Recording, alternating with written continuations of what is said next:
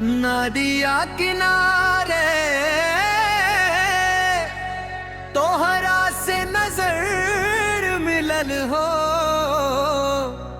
दिलवा हमार तोहरे बस फिसल गईल हो।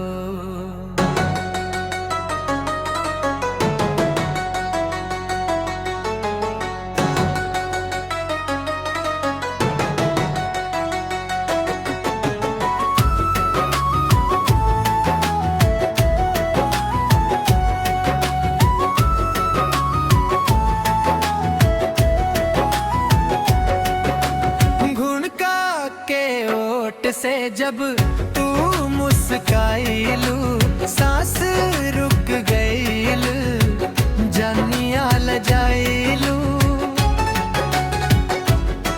अरे हो रामा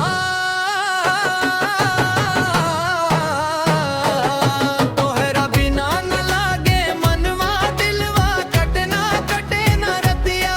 तोहरे खातिर सजनी छोड़ देब दुनिया, तू ही बाड़ू हमार जिंदगिया।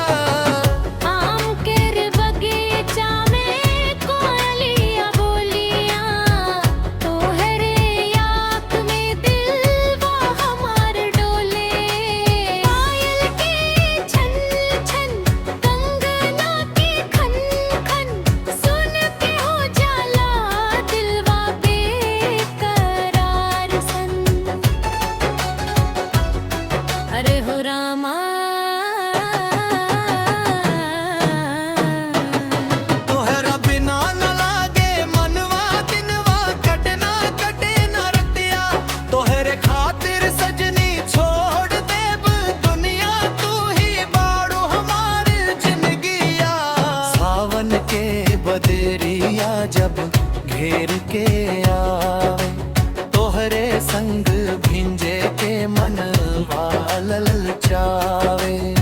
गोरिया तोहार हंसी चांदनी से प्यारी, गांव भर में चर्चा बा तोहरी सिंगारी।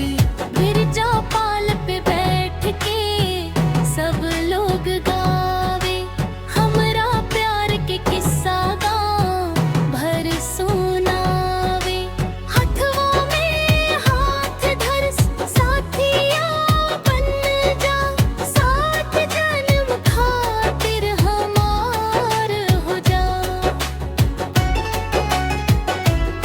Final chorus